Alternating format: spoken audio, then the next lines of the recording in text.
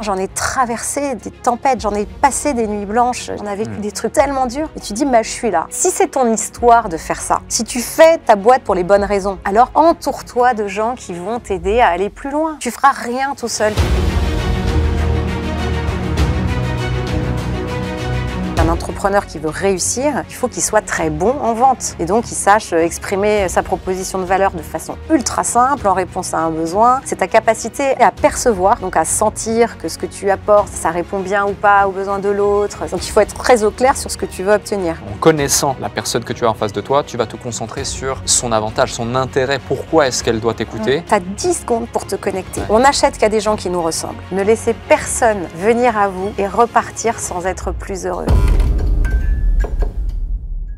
Bonjour et bienvenue dans ce nouvel épisode du podcast Le Déclic. Encore une fois, bien accompagné, je suis avec Catherine Barba. Comment tu vas? Ça va et toi? En pleine forme, ça me fait super plaisir de t'avoir ici. Moi aussi. Il y a un parcours juste dingue à décortiquer, énormément de valeurs qui va être partagée. Je vais rapidement te présenter. Catherine Barba, véritable serial entrepreneur, fondatrice de Cash Store en 2004, site cashback revendu en 2010, fondatrice de Malinea, cabinet de conseil en e-commerce vendu à Whippy en 2012, anciennement fondatrice de WinForum New York et PepsLab, Business Angel, tu as investi dans des startups liées au commerce, à la fintech, à l'éducation, présidente de la French Tech New York de 2018 à 2020, représentant une communauté de plus de 300 startups French Tech, on en parlera à New York également, cofondatrice d'Envie. Depuis 2020, une école dédiée aux indépendants. En plus, aujourd'hui même, il y a un événement particulier dont tu te réjouis au moment où on tourne cet épisode. Tu détiens plusieurs titres, comme Femme en or en 2011. Oh là là, si on part dans les titres, on n'est pas couché. Et ouais, Femme d'influence économique en 2014. On a mis que ces deux-là. On a juste mis « et j'en passe » parce qu'il y en a de nombreux, effectivement. Membre du board de plusieurs entreprises, comme Renault notamment, et d'autres précédemment dans ton parcours. On parlera aussi de cet élément. Ancienne jury de Qui veut être mon associé. Mariée depuis plus de 24 ans, maman d'une fille. C'est ça mon plus grand exploit. J'allais le dire, c'est aussi une sacrée entreprise, cette aventure. Et j'ai envie de revenir sur tout ce parcours juste dingue que je viens d'énumérer. Il y a plein de choses qu'on va pouvoir décortiquer. Et avant ça, j'ai envie de revenir sur les premiers pas, les premiers rêves, ton enfance. À 10 ans, tu écris une rédaction dans laquelle tu dis vouloir diriger une société d'informatique. C'est dingue. Hein. Qu'est-ce que tu imagines exactement à cette époque en écrivant ces lignes? Mais imagine, on est en 1983. Toi, tu n'es pas né. Et en 83, autant te dire que l'informatique, l'entrepreneuriat, ça n'existe pas. Ouais. Et moi, dans ma famille, il n'y a pas d'entrepreneur. Je me demande d'où ça vient. Tu vois, peut-être qu'en 83, il y avait eu à la radio, j'avais entendu quelque chose sur Bill Gates, j'en sais rien. En tout cas, la maîtresse demande « Qu'est-ce que vous voulez faire plus tard ?» Je l'ai mise sur LinkedIn d'ailleurs. D'accord. La rédaction, c'est écrit, tu sais, une écriture qu'on n'a plus aujourd'hui. Et je dis... Je crois que je me disais, être son propre patron doit apporter beaucoup de satisfaction et générer beaucoup d'argent. Tu vois, tout de suite, là, à 10 ans, tu sais à qui tu as affaire. Et donc, je ne sais pas, ça me fascinait parce que c'était nouveau. J'ai toujours aimé les choses nouvelles. Et à quel moment tu as le déclic et tu crées ta première entreprise, tu passes à l'action et tu sors du schéma traditionnel, on va dire? En fait, j'ai assez peu été dans le schéma traditionnel. J'ai été diplômée d'une école de commerce à la fin des années 90. Par une chance, comme tout dans la vie, hein, c'est la chance des rencontres. Je me retrouve en train de diriger le département Internet. Enfin, on ne dit pas Internet à ce moment-là, on dit multimédia, les autoroutes de l'information. Et d'une très grosse entreprise de médias. Et je croise la route d'un grand entrepreneur que tu connais, Marc Simoncini. Et c'est ça mon déclic, c'est que ça réveille l'entrepreneur qui était en moi, enfoui peut-être.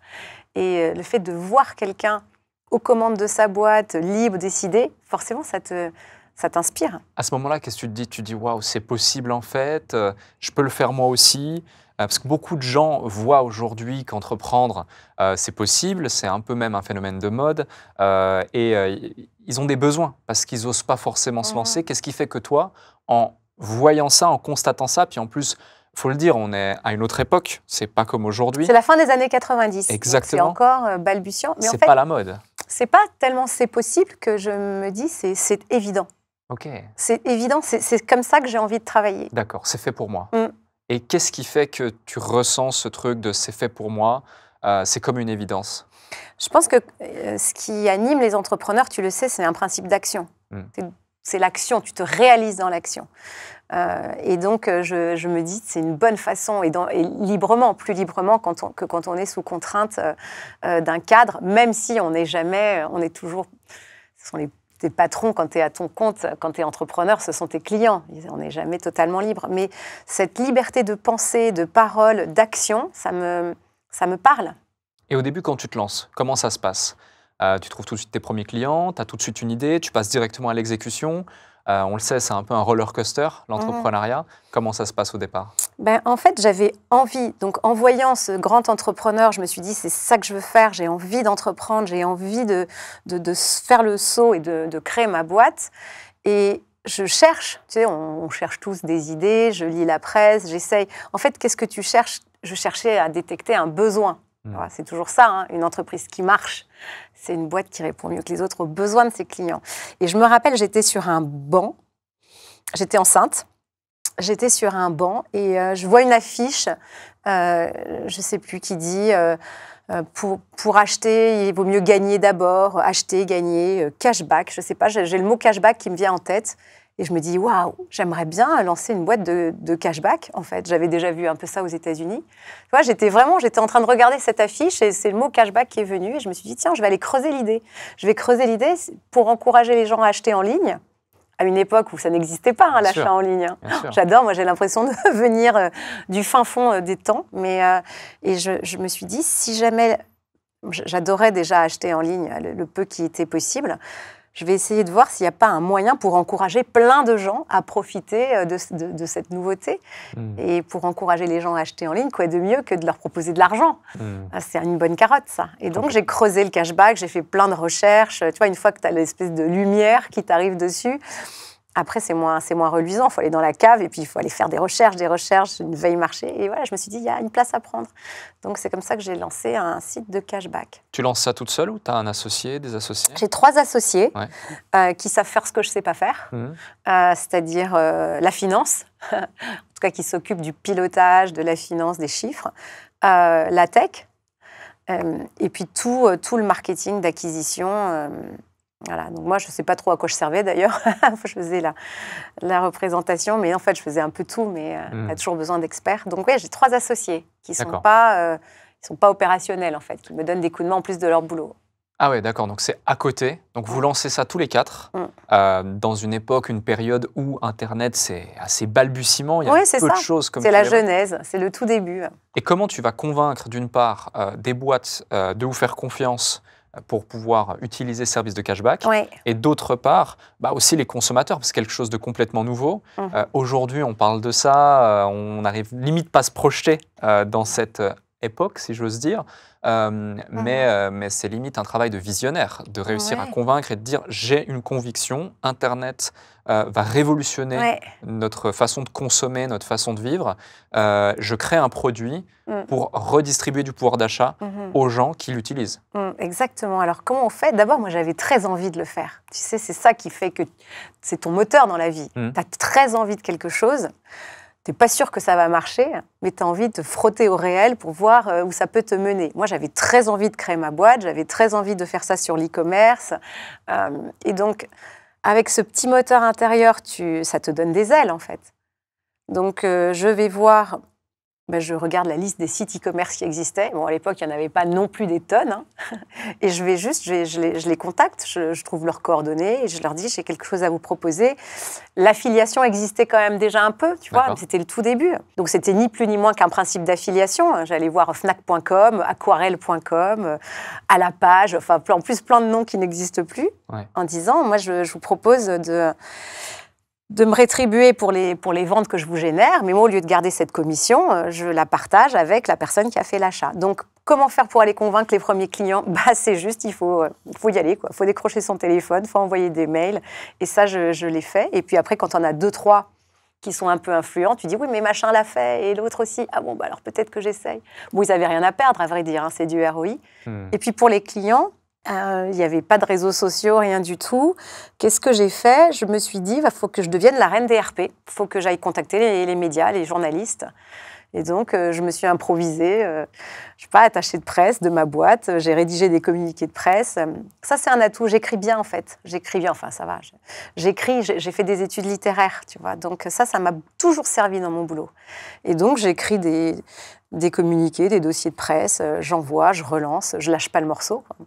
Et puis, je me retrouve un jour, émission sur France 2, Télématin, et là, tu touches beaucoup d'audience. On est en quelle année, là? Eh ben, on est au début des années 2000. Début des années 2000. Donc, c'est vraiment la genèse d'Internet, comme tu l'évoquais tout à l'heure. Ouais. Il y a des moments où, face peut-être à la non-compréhension de grands décideurs, ou en tout cas d'un marché qui ne veut pas encore s'ouvrir à ça, tu te dis, je ne suis pas sur la bonne voie, ou tu as une telle conviction par rapport à Internet, par rapport à la tech, par rapport à tout ça, qu'à aucun moment tu te dis que tu vas lâcher.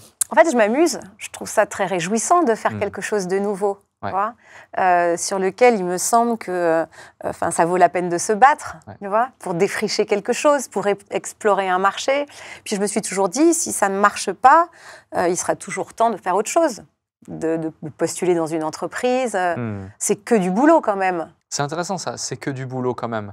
Donc finalement, tu relativises dans chaque élément que tu mets en place à chaque fois. C'est cette énergie, ce côté, on va dire, positivisme, pétillant, joie, qu'on ressent que tu as en toi, cette énergie-là que tu ressens même. C'est un cadeau.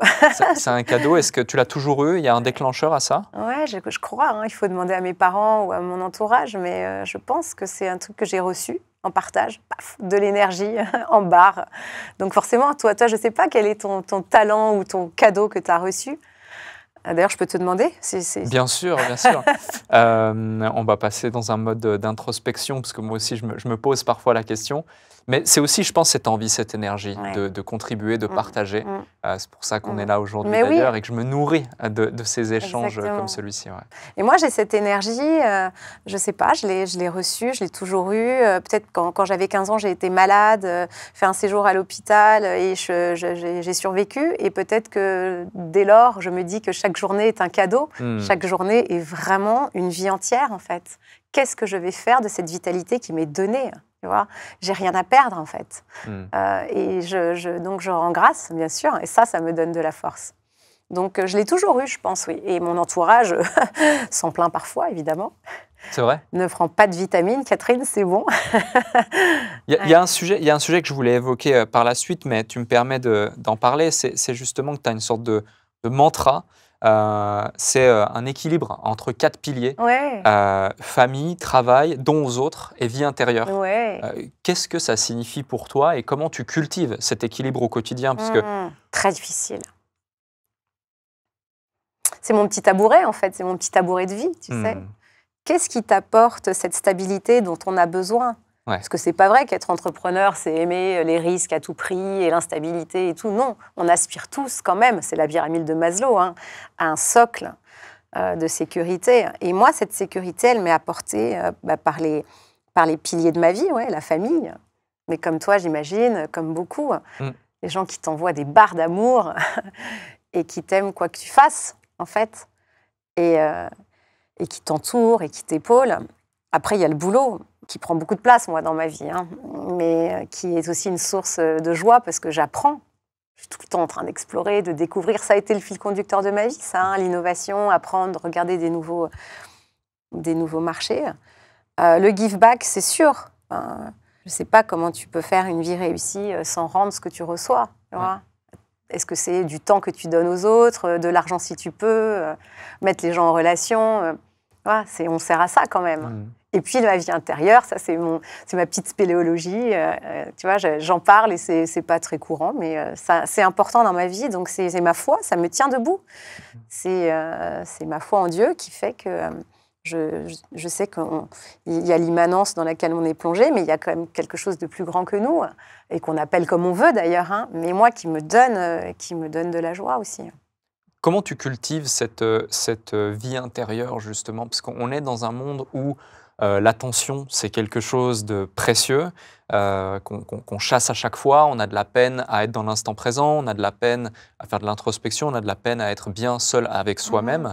Je ressens là ici dans ton propos que c'est vraiment une des clés de ta réussite et de ton énergie. C'est un des piliers de ton tabouret que tu évoques de vie. Comment on fait? Déjà, pardon, tu me demandais tout à l'heure comment j'arrive à garder l'équilibre. Ouais. Bon, bah, c'est dur. J'ai pas de méthode. Hein. J'essaye d'y penser. Et quand je sens qu'il y a un pied qui prend trop de place sur les autres, de toute façon, tu sens bien que tu satisfais pas ton entourage ni toi-même. Donc, j'essaye d'être attentive. Je le visualise, en fait, ce tabouret, et j'essaye de voir à quel point il est en équilibre. Mais j'y arrive pas toujours. Hein. Et en fait, comment je nourris ma vie intérieure? Mais c'est par la prière. Moi, j'ai une discipline, mais c'est même pas une discipline, c'est que ça fait partie de mes rituels de vie. Moi, le matin, je sais pas ce que tu fais, toi, quand tu ouvres un œil, quand ton réveil a sonné. Moi, je lis pas la presse, ça me déprime. Je lis l'évangile du jour. Pardon, ils ne s'attendaient pas à ce qu'on parle de tout ça. J'espère que ça va pas faire fuir tes auditeurs. Mais moi, je lis l'évangile du jour. Je lis un miracle chaque jour. C'est une petite newsletter qui est qui te donne, pareil, de l'énergie en barre. 1 minute avec Marie. Donc, j'ai toutes mes petites bondieuseries du matin, tu vois, okay. Sympa. Petite prière. Et puis après, dans la journée aussi, tu vois, j'adore attendre le bus, j'adore être dans un taxi, j'adore attendre, en fait, parce qu'à chaque moment d'attente, je me reconnecte, je fais une petite prière pour voilà, partager ma journée. Okay. Adieu, c'est marrant. Hein. Donc ça, ce sont des moments... qui font que dans le tumulte de nos jours, à un moment, je fais cette plongée au fond de moi et il se passe quelque chose de très, très apaisant, très calme, très ressourçant. Et donc, j'ai besoin d'y aller, tu vois. Et c'est là aussi que je vais puiser mon énergie. C'est assez complémentaire, justement, avec cette énergie de feu débordante, où il y a un moment donné, tu fais une pause, tu redescends. Exactement. Et puis après, tu peux repartir de plus belle. C'est ça. Et ça fait vraiment... partie de ma vie et je ne sais pas les uns les autres comment vous faites pour vous ressourcer, surtout face aux désastres du monde, quoi. Mais moi, ce qui me ressource, c'est la prière, c'est aussi la beauté du monde aussi. J'aime bien aller en Corse et voir la mer, le maquis, la montagne. Je ne me lasse pas de cette beauté. Et ça aussi, la confrontation à la beauté, ça te remplit de force. Donc, je reviens sur l'aventure Cash Store. Est-ce qu'il y a un moment donné où tu te dis, là, on est vraiment en train de participer à un grand changement? En fait, je me dis surtout, là, ça ne se passe pas comme sur mon business plan écrit sur Excel, quoi. Okay. Tu vois, là, j'ai des gouttes de sueur, quoi, parce qu'au bout d'un moment, une fois passé l'enthousiasme, j'ai contacté plein de commerçants, je suis passée à la télé, je suis super contente. Il y a un moment, tu dis, bon, et alors le chiffre d'affaires, il en est où exactement, quoi. Et c'est là que je me rends compte qu'en fait, tu vois, avant même de me sentir participer à quelque chose, je vois qu'au quotidien, mon business model, il n'est pas bon. Il n'est pas bon. C'est-à-dire que quand tu gagnes 20% d'une vente, le panier moyen n'était pas très élevé, donc tu n'as que 20% d'un petit panier moyen, et qu'en plus, tu prends que 50% parce que l'autre, tu le files à l'acheteur, tu réalises que tu fais un business de volume. Et que le business de volume, il n'y a pas de secret, il ne vient pas tout seul. Donc, il n'y avait pas encore vraiment de levée de fonds à l'époque. Ouais. Mais rétrospectivement, c'est ça que j'aurais dû faire. C'est aller chercher des fonds pour accélérer. Mais je ne savais pas trop que c'était possible. Tu vois, donc, en fait, plutôt que de voir la big picture, je suis vraiment le nez collé à mon quotidien et je vois que ça ne décolle pas, quoi. Donc, cette lucidité, justement, que tu as à ce moment-là, et que tu te dis, bon, il faut que j'ajuste des choses, il faut que je fasse quelque chose. Comment ça se passe? Qu'est-ce que tu fais? Quelles sont les actions, les éléments que tu mets en place pour qu'ensuite tu puisses continuer à avancer jusqu'à revendre cette entreprise? C'est ça. En fait, déjà, je me dis, OK, les gens qui m'ont fait confiance, qui ont quitté des grosses boîtes, parce qu'on est déjà quand même une petite dizaine, tu vois, et qui ont quitté des belles boîtes pour venir, pour moi, je me dis, bon, déjà, c'est à eux que je pense en premier. Je me dis, il faut que je leur trouve un job si demain ça foire. Je suis déjà en train de me dire, je vais contacter telle personne pour... est-ce que tu peux réembaucher telle personne? Parce qu'en plus, c'était des gens tous de très grande qualité. Ouais. Donc, je pense d'abord à eux. Et ensuite, ça me donne... Je ne sais pas pour toi, mais moi, la difficulté me donne de l'impulsion. Je suis peut-être même un peu maso, je la cherche peut-être un peu parce que je ne suis jamais aussi bonne que quand c'est difficile. Quand tu es face au mur. Oui, ou alors quand c'est difficile, quand il y a une problématique, tu vois, une grosse boîte qui est en pleine transformation, elle a l'air de tomber, on en parlera peut-être après, Renault, tu vois, j'aime bien, c'est comme des petites énigmes en fait. Donc j'aime bien la difficulté. Donc là, je vois que ma courbe de chiffre d'affaires, elle n'est pas aussi flamboyante que ça avait l'air. Les charges, elles sont plus importantes que je pensais. Donc, qu'est-ce que je fais? Comme tout entrepreneur aguerri, je pense, c'est d'abord, tu contrains tes coûts, tu coupes tout ce que tu peux couper, tu fais vraiment attention. Et après, je me dis, je vais faire un plan d'acquisition de clients. Voilà, l'argent que j'ai en cash, je vais l'investir pour accélérer ma croissance. Et donc, je fais des campagnes au ROI en ligne. C'est le tout début des réseaux sociaux que je commence à utiliser. Je mets le paquet sur le SEO. Je travaille l'acquisition. Enfin, tu vois, je fais tout un plan piloté au cordeau. Et il y a un moment, il y a un canal qui marche mieux que les autres et qui fait que les clients entrent, que ça couvre les charges et que ça commence à faire On a 500 000 utilisateurs. Ouais. Ah ouais, en quelle année? Ouais. Bah ça, c'est juste avant de le vendre. D'accord. Donc, c'est en 6 ans. 6 ans, ouais. Belle croissance. Et à ce moment-là, à quel moment tu pars à New York? Bien après. En fait, je pars après donc avoir vendu cette activité, je continue à développer une activité, comme tu disais en introduction, où je commençais à fabriquer des sites e-commerce, tu vois. Je fabriquais des sites. Enfin, d'abord, je commençais à faire j'avais une activité de conseil pour optimiser la croissance d'un site e-commerce. Et comment ça m'est venu? Ça, c'est parce que... Malinéa, donc. Ouais, Malinéa, parce qu'en fait, quand dans mes nuits d'angoisse, les nuits blanches, là, tu vois, comme on a tous, à se dire, mais comment je vais faire pour que ce business décolle, quoi. Et je me dis, mais mon modèle économique n'est pas bon, mais c'est aussi parce que j'envoie plein de trafic sur des sites e-commerce, mais qui convertissent pas en vente. Moi, je me rémunère que sur les ventes, mais il n'y a pas de vente. Mais parce que leur taux de conversion est très mauvais, c'est 1%. Donc, lumière dans la nuit d'angoisse, je vais créer une activité qui améliore la conversion des sites e-commerce. Donc, je me creuse les méninges pour trouver une méthodologie, pour faire des audits de sites, travailler à regarder comment et je vends à un premier client cette activité. Et il se trouve que cette mission de conseil d'amélioration d'un site e-commerce, elle marche. Et donc, il me recommande à quelqu'un d'autre, qui me recommande à quelqu'un d'autre. Et ça devient une grosse activité. Moi, je te la fais courte, mais ça se passe en plusieurs années. Bien sûr. Et à l'issue de ça, on a un beau chiffre d'affaires, de beaux clients. Et c'est ça qui est vendu à VP. Et c'est seulement après que je pars aux États-Unis. Et comment, justement, tu passes de « j'identifie une problématique », je vais moi-même me creuser les méninges, comme tu l'as cité, pour résoudre cette problématique, donc passer peut-être de 1% à 3, 4, 5% de conversion sur un site e-commerce, qui est déjà des très beaux... 5%, je crois que j'ai jamais fait. Ouais, c'est des très beaux taux de conversion que j'évoque ici. Je pense que déjà passer à 3, déjà, c'est déjà un bel exploit. On est d'accord. Et surtout pour l'époque. Et surtout pour l'époque en plus. Oui, on pédalait un peu pour être en ligne. Ça va, je veux dire, c'était pas, t'avais pas du X comme aujourd'hui, tu vois, de templates déjà formatés qui te permettent de prévoir une navigation fluide. C'était quand même un peu, on sortait du Minitel. C'est quoi les challenges, les obstacles auxquels vous faites face à ce moment-là? Parce que c'est souvent dans ces moments-là qu'on apprend le plus en tant qu'entrepreneur. C'est pas quand tout va bien et qu'on est sur un long fleuve tranquille. C'est quand justement tu vas redéfinir les règles d'un marché. C'est ce que vous avez fait, vous avez contribué à le faire. C'est quoi les grands obstacles, les grands enjeux qui t'apportent les plus grandes leçons? Mais en fait, déjà, c'est t'entourer de bonnes personnes. Ça, c'était la plus grosse difficulté que j'ai eue. Tu vois, surtout sur un marché qui n'existe pas, que tu es en train de construire plus ou moins. Il n'y a pas de... C'est pas un mur avec des tiroirs et tu vas chercher les bonnes compétences dedans. Il faut... Donc, à quoi tu sens les gens? En fait, c'est pas forcément des gens qui ont une compétence, mais des gens qui ont envie d'apprendre, qui sont bien structurés, qui savent écrire. Donc, c'est la chance aussi. Quelqu'un me disait ce week-end, pour réussir en entrepreneur, il faut du pot et du pif.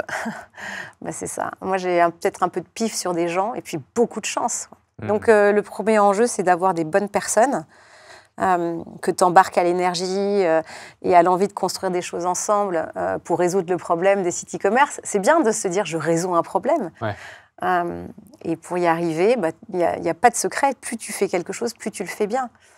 Moi, je suis convaincue que tu peux devenir un expert dans n'importe quel sujet en 6 mois, dès lors que tu as une rigueur germanique et que tu regardes tout ce qui se passe, tu fais une vraie veille, tu vas interroger les gens et toi-même, tu y travailles chaque jour. Donc moi, je suis devenue experte de la conversion en site e-commerce à force de le faire. Tu vois, et c'était très réjouissant, j'aimais bien le faire. Tu vois, tu regardes un site, tu te dis, si le bouton était là plutôt que là, est-ce que ça marcherait mieux? Et la couleur, donc tu fais de l'A/B testing au kilomètre.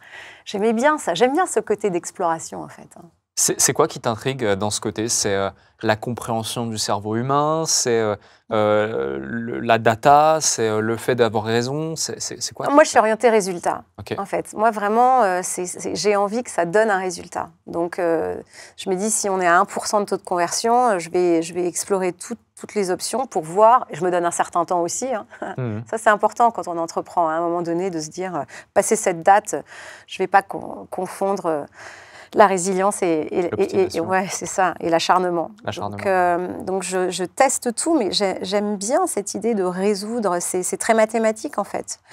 Et en étant convaincue qu'il y a forcément une solution. Donc, comment est-ce que je peux améliorer le taux de conversion? Et quand tu y arrives, tu vois que ça a un impact sur la satisfaction de ton client, sur ses chiffres, sur les tiens. C'est bon, ça. Complètement. J'ai envie de rebondir sur un élément de ton parcours que je détecte là en échangeant. Tu m'as parlé tout à l'heure de stratégie PR pour convaincre des médias et être présente sur certains médias. Tu me parles ici de recruter des talents. Tu me parlais aussi du fait que sur CashStore, vous aviez recruté des super talents, etc. pour l'époque et quitté des boîtes pour vous rejoindre. Ça dénote que tu as aussi ce talent, ce pouvoir de réussir à réunir, de fédérer, de développer un réseau. C'est un vrai super pouvoir en tant qu'entrepreneur. C'est pas donné à tout le monde.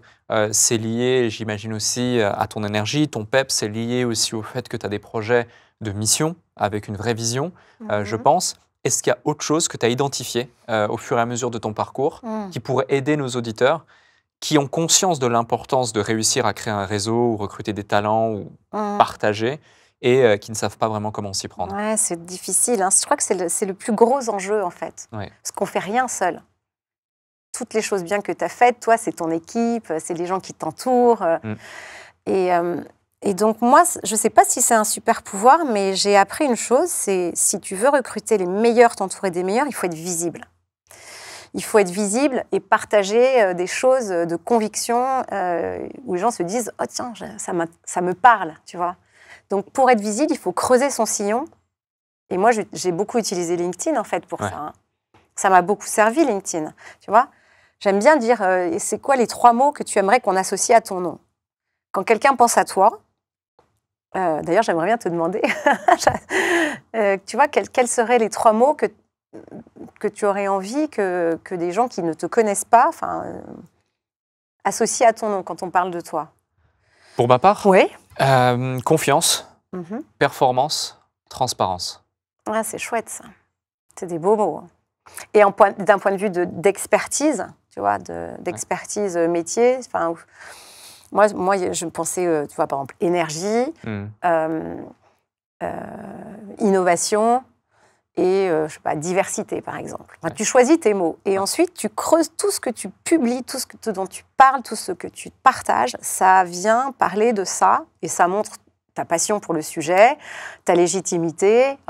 Et donc, plus tu es visible, plus tu vas attirer des gens qui te ressemblent, en fait. Tu vois, donc, je crois que ce qui est puis après, il faut toujours être en train... Moi, toute personne que je croise, je me dis peut-être qu'on va travailler ensemble demain. Ok. Tu vois? Cette notion, justement, alors, certes, je croise quelqu'un, on garde le contact, peut-être qu'on va travailler ensemble demain. Déjà, c'est pas anodin, c'est bien de l'évoquer. Mais ce côté visibilité, aujourd'hui, encore une fois, c'est à la mode, le personal branding, tout le monde en parle, on est sur LinkedIn, on est sur Instagram, etc. Tu dis que tu l'as fait très tôt.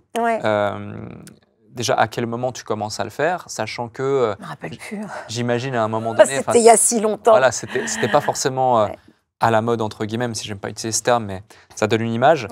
Mais surtout... quel est l'élément, le déclic qui fait que tu te dis « Ok, je dois capitaliser sur ça parce que j'en connais la valeur, j'en perçois la valeur, même si je fais partie des premiers qui vraiment le perçoivent. » Mais en fait, c'est surtout que je n'ai pas le choix.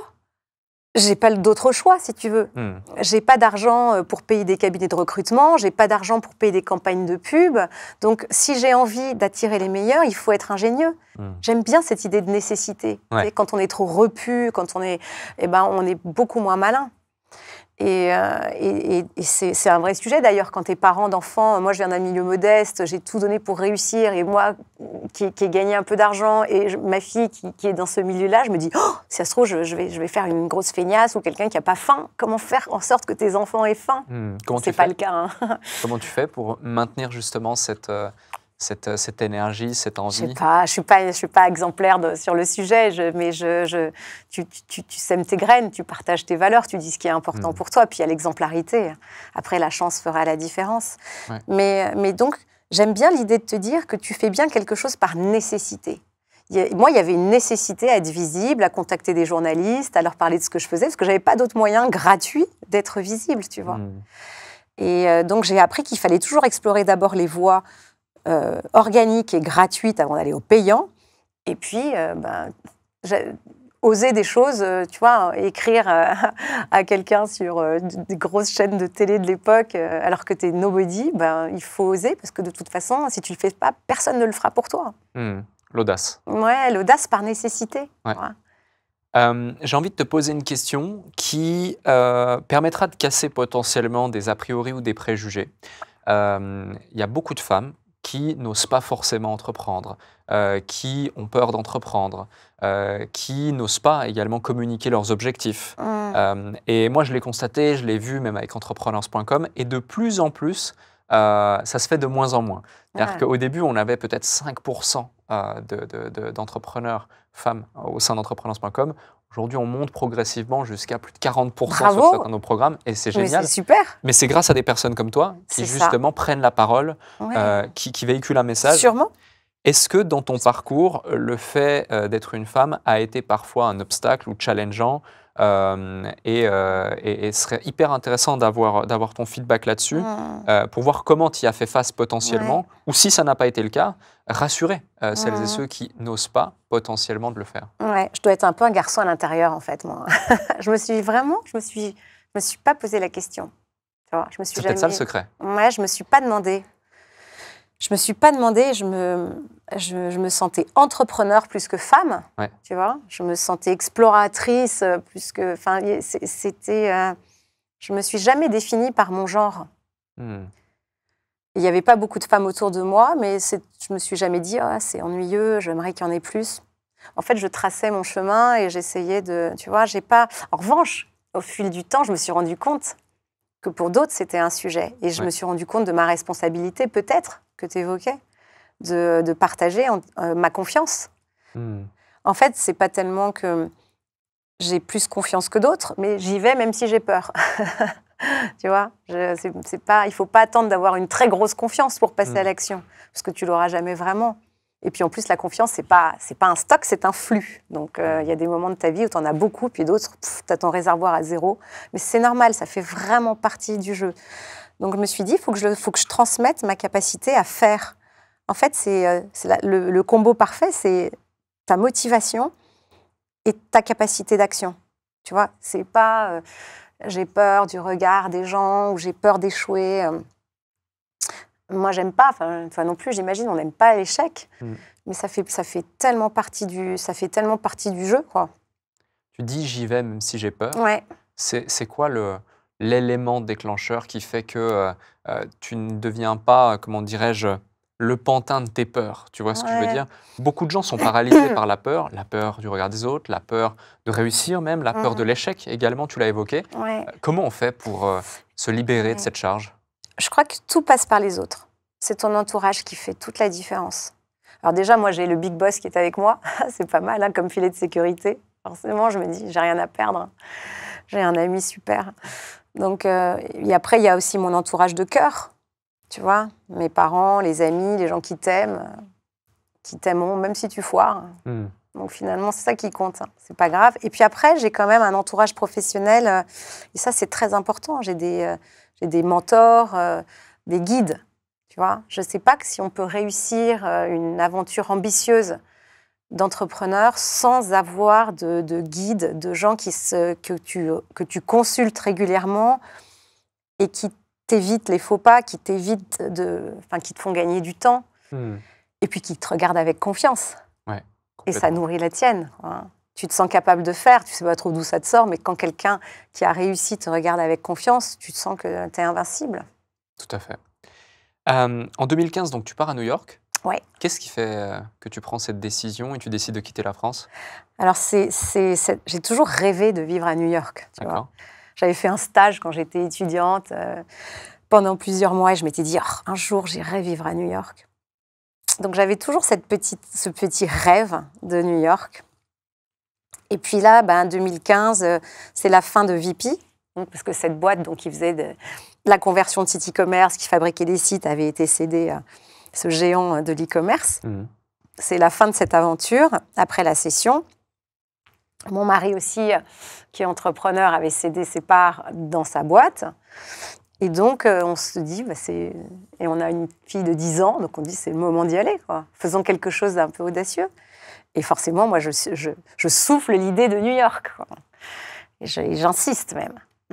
Donc, c'est réaliser un rêve, et puis c'est le bon moment. Donc, tu arrives là-bas, comment ça se passe? Qu'est-ce que tu fais à ce moment-là? Déjà, avant d'y aller, je me dis, qu'est-ce que je vais faire? Parce que la vie est très, très chère à New York, quand même. Hein. Je crois qu'en moyenne, tu vis 4 ans à Paris pour 1 an à New York. Hein. C'est quand même le rapport, je ne sais pas comment c'est aujourd'hui, mais à cette époque, c'est un rapport de 1 à 4. Et donc, je me dis, avant de partir, je vais aller explorer tout ce qui se fait d'innovant dans le retail, sur la transformation numérique des entreprises. J'ai dans l'idée d'aller interviewer des grands patrons et de collecter du savoir. Je me dis, c'est l'occasion ou jamais, quoi. Et donc, avant de partir, je suis toujours, avant un projet, je réfléchis toujours à la manière de le financer. Tu vois, quand je fais un événement, par exemple, je réfléchis toujours d'abord au sponsor avant de réfléchir au contenu. Là, c'est pareil. Projet New York, je me dis, comment est-ce que je peux, avant même d'y être, gagner de l'argent? Et donc, je vais voir 3 entreprises et je leur dis, je vais être votre tête chercheuse à New York sur tout ce qui est innovation retail. Je vous fais tous les mois des vidéos pour vous présenter des concepts qui sont innovants dont vous pouvez vous inspirer. Je vous fais un petit rapport, etc. Donc, j'ai 3 clients. Donc, je pars à New York et pendant 1 an, j'ai ces clients-là. Donc, tu vois, donc je pars avec quand même un filet de sécurité. Ouais, tu prépares déjà ton départ. Ouais. Et après, quand j'arrive sur place, évidemment, tu as toujours un champ des possibles tellement plus grand que ce que tu imaginais qui s'offre à toi. Ouais. Et c'est là que je vois aussi qu'il y a une place à prendre sur des événements pour la diversité, pour les femmes. Il y a plein d'événements qui font la promotion des femmes, mais en vertical, les femmes dans la finance, les femmes dans la pub, mais il n'y a pas un truc transverse et qui est même au-delà des femmes, qui est sur le thème de la diversité, qui n'était pas encore très préempté à l'époque. Donc je te parle de ça, on est en 2015, enfin, on est plutôt sur des verticales, les femmes pour les femmes, avec les femmes, et je me dis, moi j'ai envie de faire un truc horizontal, de diversité, et qui mélange un peu tous les secteurs. Je regarde, et avec Karine, qui est aujourd'hui une de mes associées dans Envie, on a lancé pendant 5 ans un gros événement où il y avait tous les ans 1000 personnes dans New York avec des sponsors et on faisait cette promotion. Donc c'est devenu, en plus de mon lab sur la transformation du retail, c'est devenu mon 2e métier à New York. Comment on passe de « j'arrive dans un nouveau pays, dans un nouveau continent », tu connais peut-être quelques personnes, mais pas beaucoup de monde, ouais. Et très rapidement, donc, tu crées cet événement pendant 5 ans où tu réunis des centaines, puis 1 millier de personnes. Derrière, là, quand tu le racontes, ouais. Ça paraît simple dit comme ça, mais on sait tous les deux qu'il y a eu certainement des hauts, des bas, des challenges. Tout le temps, mais beaucoup de bas, beaucoup plus de bas que de hauts. Hein. Et comment tu fais? Comment tu gères ça? C'est quoi les étapes? En fait, c'est comme pour tout business, en fait. Déjà, tu commences par regarder s'il y a un besoin. Et pour le savoir, il faut demander. Donc, est-ce qu'il y a un besoin? Et est-ce que je suis capable, moi, de répondre à ce besoin? Qu'est-ce qui fait que dans mon histoire, dans mes réalisations, dans mes échecs, dans mes succès, ça me donne les billes pour répondre à ce besoin mieux que quelqu'un d'autre? Ok, moi, je sais que j'ai l'énergie, je sais mobiliser les gens, je sais négocier, je peux organiser un événement. J'en avais fait quelques-uns en France avant de partir. Donc, ok, je suis capable de répondre à ce besoin. Il y a un modèle économique, oui, parce que je vais aller chercher des sponsors. La vente, c'est mon truc, moi, c'est ça mon super pouvoir, en fait, hein, c'est de savoir vendre. Et donc ça, c'est réuni. Et ensuite, quel est le contenu qui va permettre, qui va intéresser les gens? Tu as toujours un petit cercle quand tu vas quelque part, même quand tu connais 3 personnes. la phrase clé, il y a 2 questions clés dans la vie. C'est comment je peux t'aider? Moi, c'est toujours la première question que je pose à quelqu'un. Je vais te la poser d'ailleurs. Comment je peux t'aider? De quoi tu as besoin? Et après, est-ce que tu pourrais me présenter quelqu'un qui serait intéressé par ce que je fais? Ça, c'est magique. Parce que chaque personne que tu rencontres, bah, tu n'es pas à l'abri que tu peux lui rendre service. C'est quand même à ça qu'on sert. Hein. Je rappelle le petit tabouret. Et puis après, c'est est-ce que tu peux me présenter? Ah, mais oui, bien sûr, tu devrais contacter telle personne. Donc, c'est la serendipity, en fait. Tu tires ton fil. Et de 10 personnes, tu passes à 100, tu passes à... Et après, tu fais du tam-tam, quoi. Donc, comment je peux t'aider? Est-ce que tu peux me présenter à quelqu'un? Ouais, voilà, c'est ça. J'aime bien ça. Notez-le pour celles et ceux qui nous écoutent. Ouais. Aux États-Unis, tu rencontres de gros dirigeants. Ouais. Qu'est-ce qui t'a le plus marqué dans leur approche par rapport à ce que tu avais vu en France? Alors, plein de trucs. La première, c'est qu'ils sont beaucoup plus accessibles que les Français.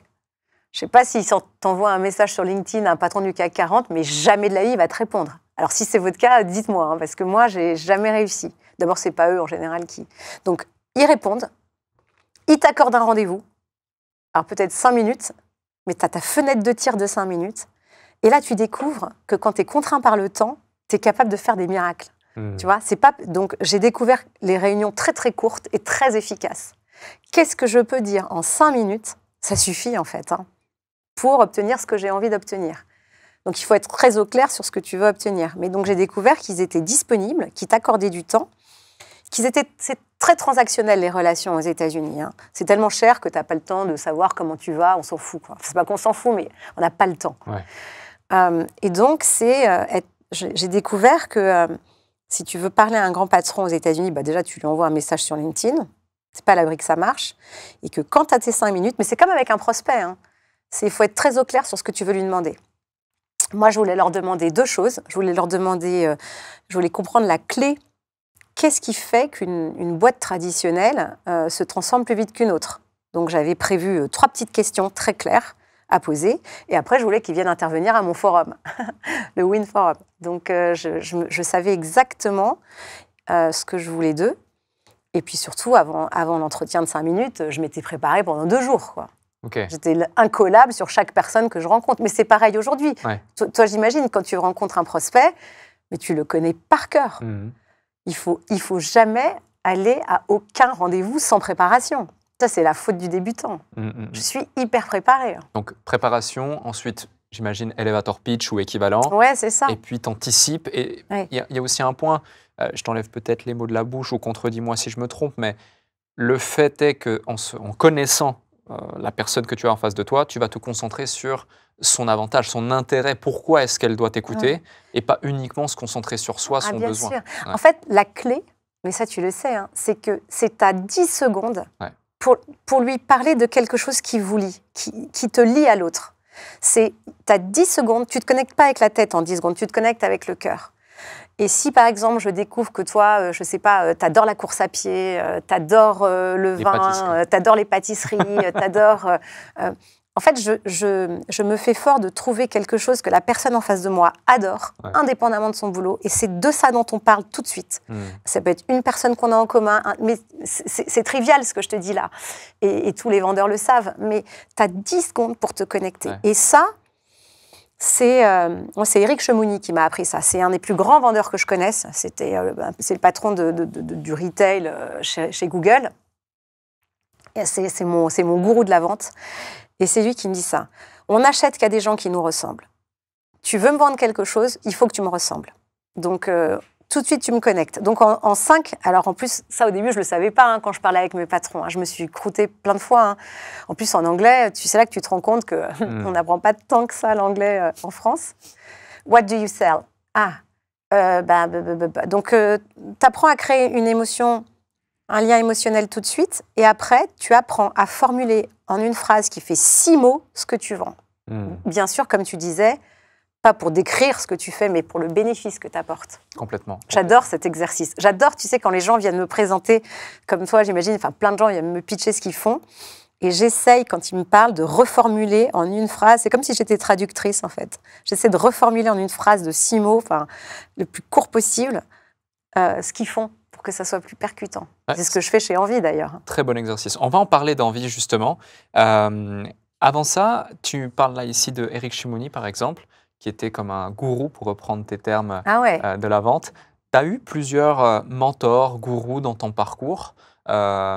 Si oui, est-ce que tu veux en citer Oui, quelques-uns? bien sûr. Et surtout, à quel point ça t'a aidé au fur et à mesure des étapes de celle-ci? Super. Alors, je ne vais pas parler des gourous d'habitude parce qu'on les connaît par cœur, mais je vais parler de mes... J'en ai toujours. Hein.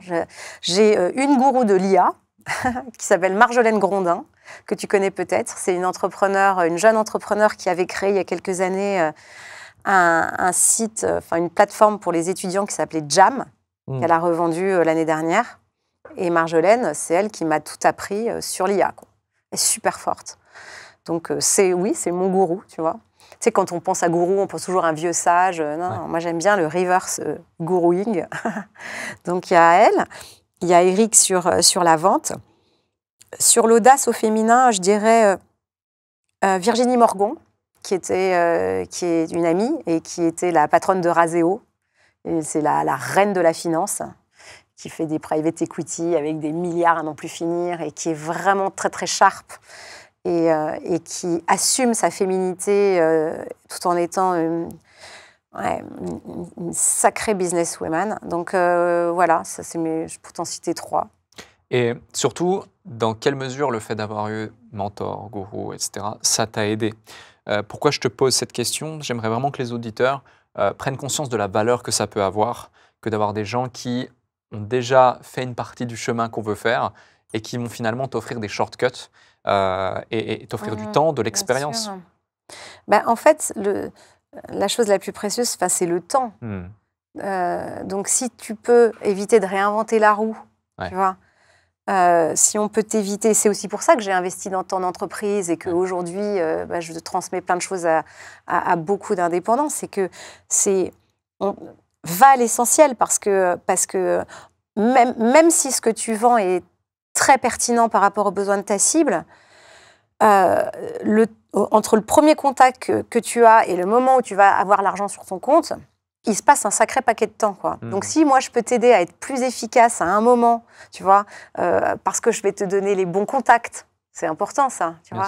S'il y a des contacts étant donné qu'on n'est pas aux États-Unis et que tes cibles, elles ne répondent pas en 5 minutes sur LinkedIn, si jamais tu contactes quelqu'un en disant « je vous appelle de la part de telle personne », ça marche mieux, évidemment. Donc, pour avoir les bons contacts, pour éviter les erreurs sur... je ne sais pas, moi, la définition de ton offre, le fait qu'elle ne soit pas singulière, sur ton pricing, sur ton modèle économique, sur ta stratégie commerciale. Sur plein de sujets, tu as besoin de l'expérience de gens qui l'ont fait avant et qui se sont plantés d'ailleurs. Donc, ça te fait gagner du temps. Et puis, tu te poses moins de questions, en fait. Tu ne te poses pas de questions parce que tu sais qu'ils sont là pour toi. Et que tu pourras toujours demander leur avis en cas de faux pas et retomber sur tes pattes. Donc, avoir un entourage, mais vraiment, c'est la clé, ça. Hein. C'est un entourage. Les personnes qui te guident autour de toi, il n'en faut pas des tonnes, il t'en faut peut-être 1 ou 2, j'en sais rien, plus tous les gens qui t'aiment. Mais c'est sûr que tu te sens... ça ne t'empêche pas d'échouer. Ça ne t'empêche pas les galères, les épreuves, c'est comme dans la vie. Mais en revanche, tu les traverses mieux. Complètement. Pour continuer dans le parcours, tu as également été présidente de la French Tech à New York. Ouais. C'est donc une communauté qui représentait plus de 300 startups. Quel était ton rôle concrètement dans ce projet? C'est drôle. La French Tech New York, c'était une histoire de copains, en fait. Tu sais, tu fais tout de façon bénévole. Ça a l'air d'être hyper organisé. C'est un bazar pas possible, en fait.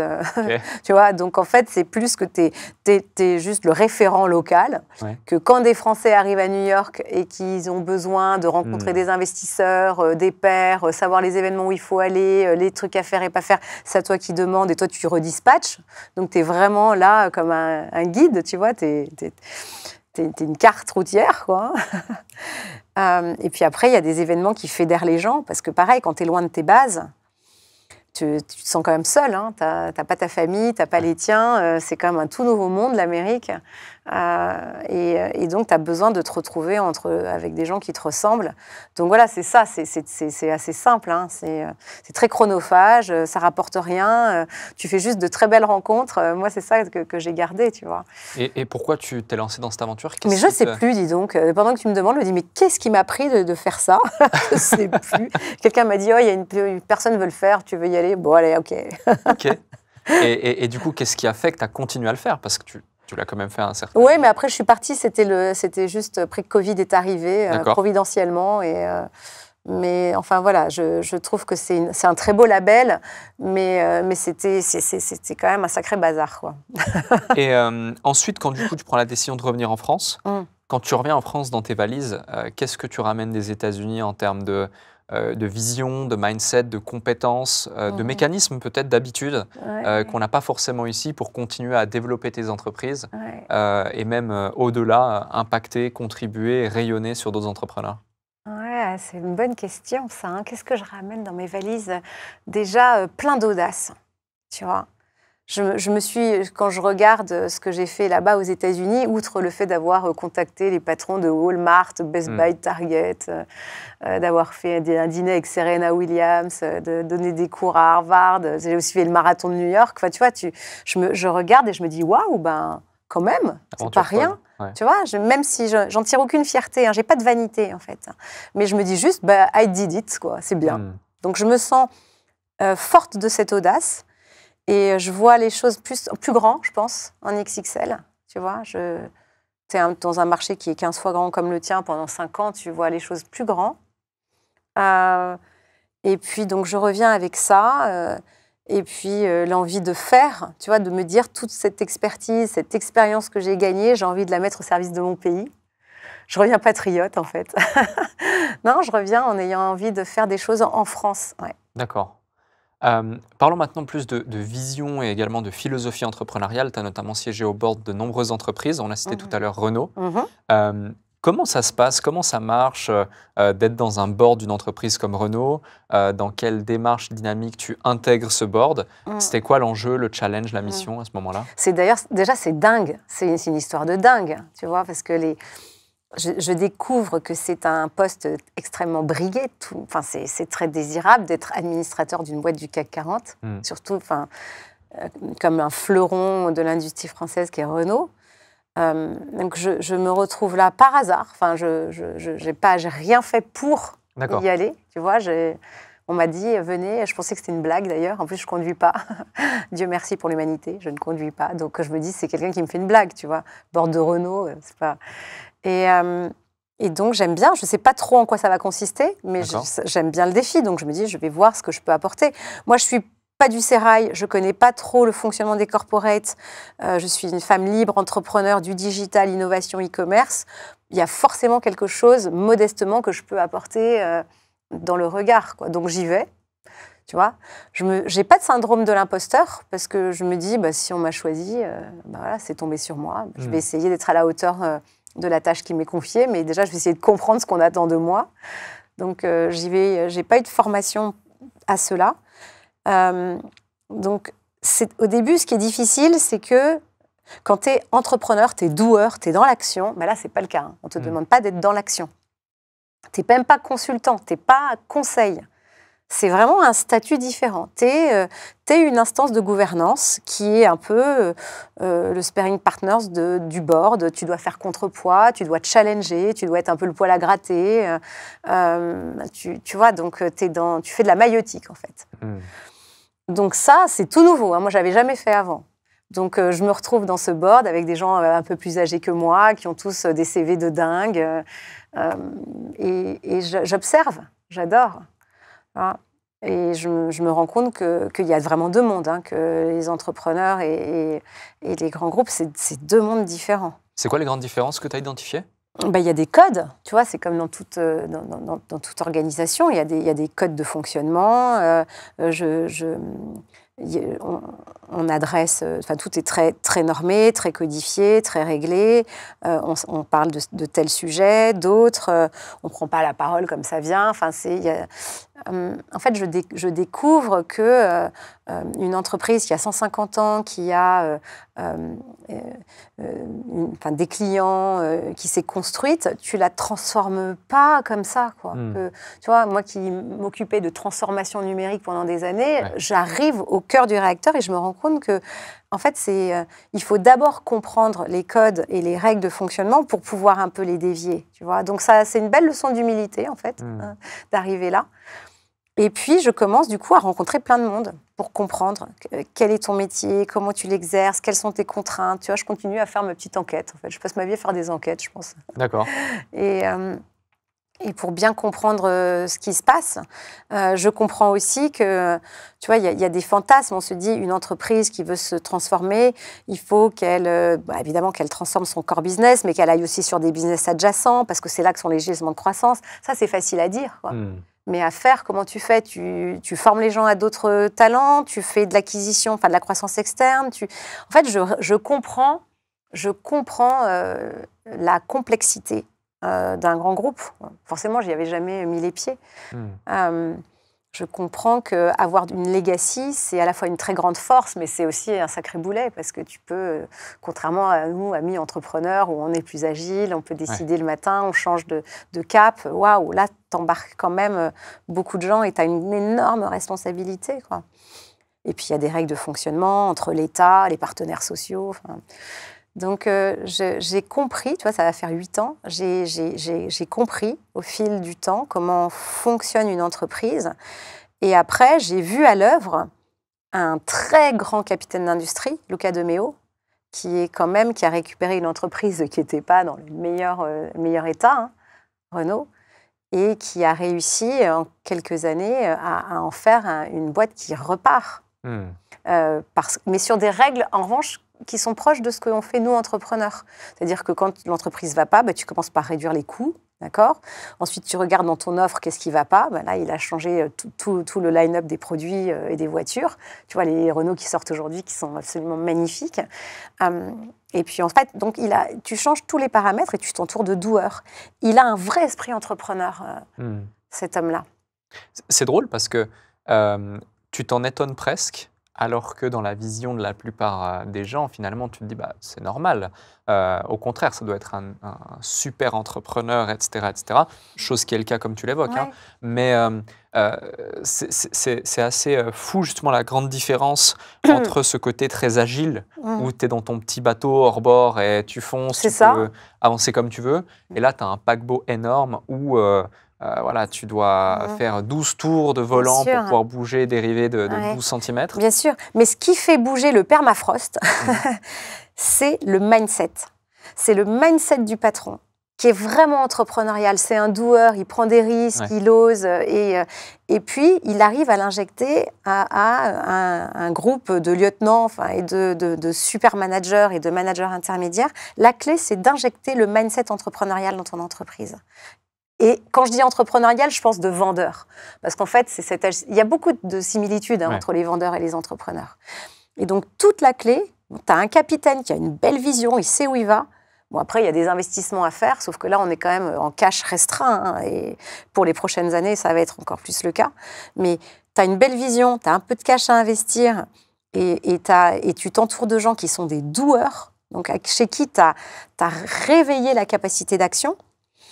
Donc ça se fait pas du jour au lendemain, hein, mais moi, ça, c'est ma mission aussi. En plus dans ma nouvelle boîte, tu vois, de faire grandir des indépendants qui marchent, c'est comment je vais réussir à transmettre cette niaque entrepreneuriale dans des grandes entreprises pour qu'elles réussissent cette transformation. Et je découvre que ça marche. Je rebondis sur un sujet qui est la vente, justement. Tu dis... transmettre la vente. Tu disais tout à l'heure que ta zone de génie, c'est vendre. J'ai pas dit génie, hein, doucement. Ah oui? Je sais pas, non, mais il me semble que tu as cité ça. Non, ah bon, zone de confort peut-être. Non, zone de génie. J'ai dit génie? Non, zone de génie. Ah bah pardon, hein, c'est très immodeste. C'est vrai?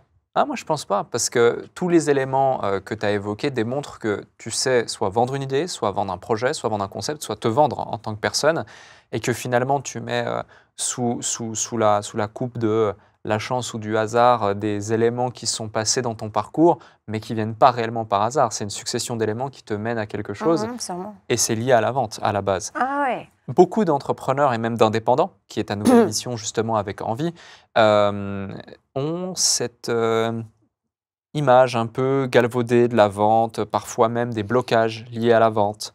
Moi, je suis comme toi, j'adore vendre, surtout quand tu as un produit exceptionnel, c'est limite une mission. Il n'y a pas d'excuse qui t'empêche de vendre à partir du moment où tu as envie de répondre à un besoin et d'aider.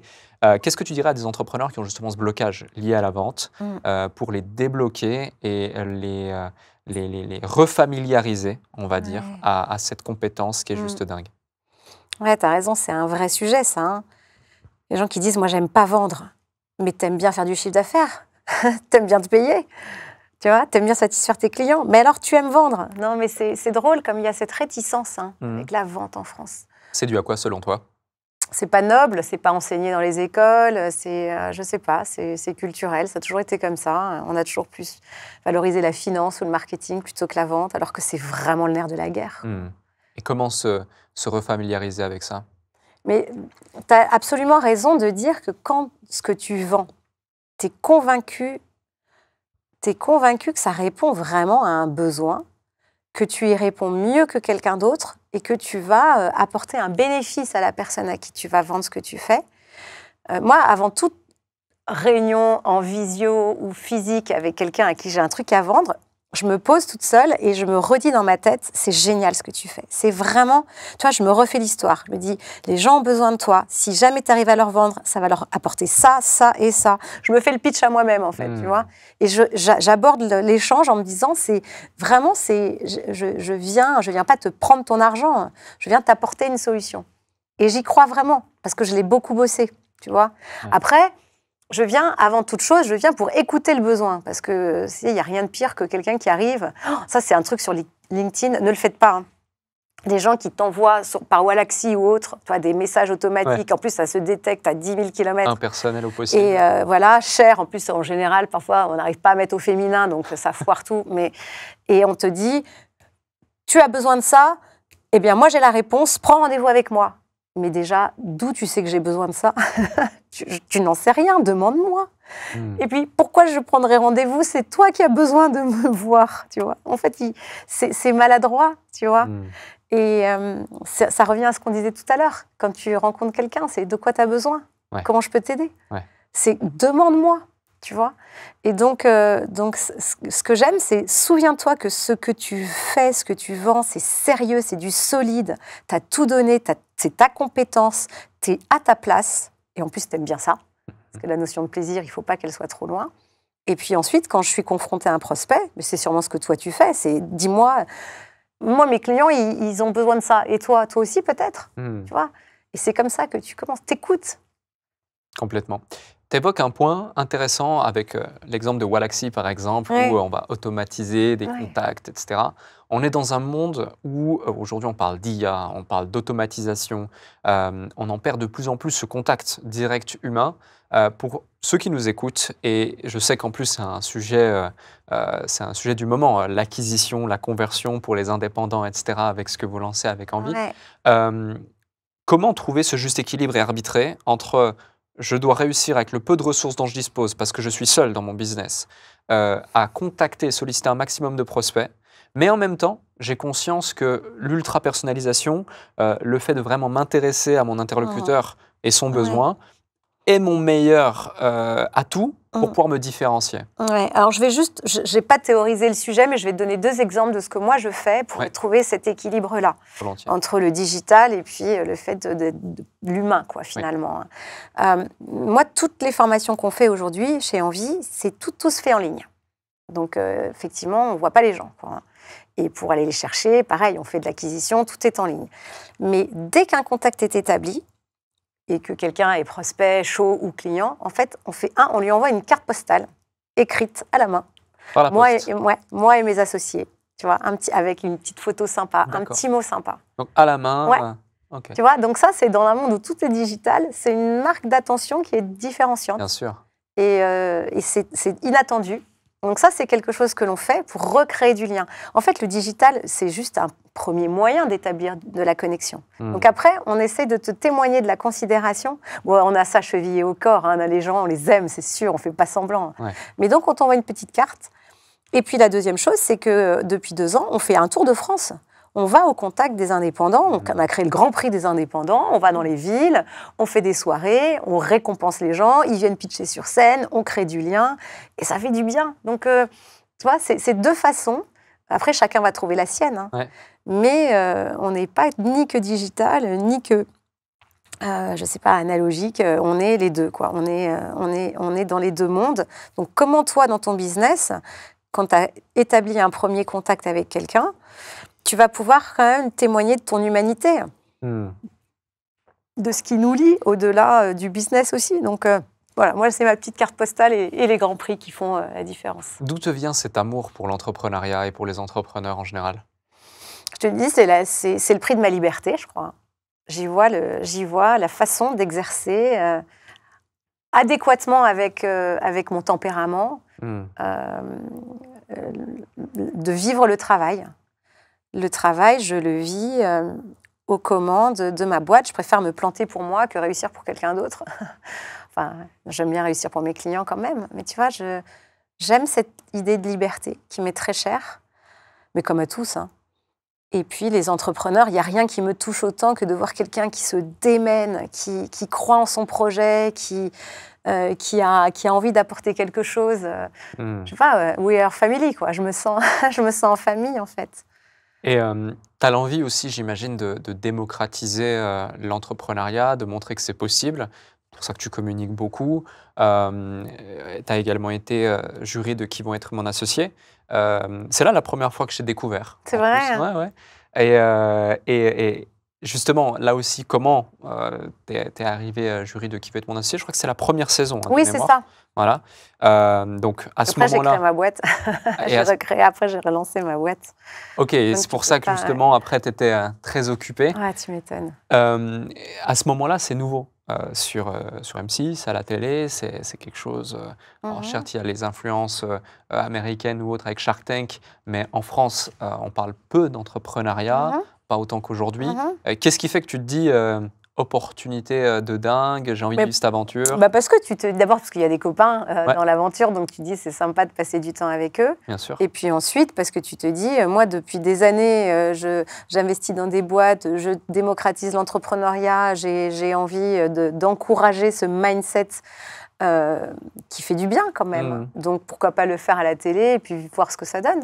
Et là aussi, c'est le hasard ou tu vas créer l'opportunité? Est-ce que c'est comme quand tu rentres au board, je reçois un message? Oui, c'est ça, les gens te disent, vous voulez venir et je pense que tout le monde avait dit non, sauf moi.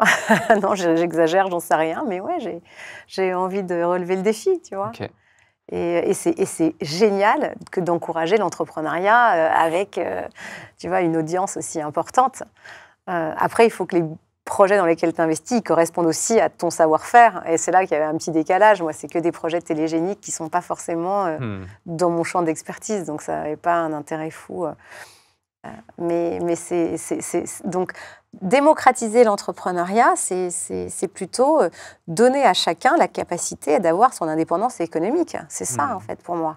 Pas tellement être entrepreneur, ça veut dire que c'est juste, je génère mes propres revenus. Quoi. Complètement. Ça, j'adore. Tu évoques un point intéressant, tu dis le deal flow était très télégénique et peut-être moins adapté au type de deal dans lesquels tu investis aujourd'hui. On en parlait dans un autre épisode du Déclic avec Eric Larchevêque, qui lui aussi avait ce même constat. Ah ouais, mais lui, c'est un cumulard, il en a fait plein, il en fait 5 là. La 5e saison arrive en janvier. Et on avait le même sujet et il évoquait justement que la qualité des deals augmentait de plus en plus, année après année, et ça devient de plus en plus des deals, on va dire, des deals type VC ou autres, qui sont... Oh, la chance. Moi, j'ai essuyé les plâtres, en fait. Mais au-delà d'essuyer les plâtres, ce qui est intéressant à te constater, c'est que finalement, quand tu crées ce type d'émission, tu dois divertir, donc tu as obligatoirement un enjeu de choisir aussi le type de deal par rapport à l'audience à laquelle tu t'adresses. Mais vu que les deals deviennent de plus intéressants, ça évoque le marché qui évolue, la sophistication du marché qui évolue, et c'est plutôt bon signe. Le challenge est donc plutôt réussi. Comment tu vois l'évolution de l'entrepreneuriat justement en France dans les années à venir, compte tenu du fait que tu fais partie de ces acteurs qui ont aussi envie d'aider à élever le niveau de l'entrepreneuriat, d'ouvrir les portes de l'entrepreneuriat, permettre aux indépendants de l'être réellement. Comment tu vois la suite des choses?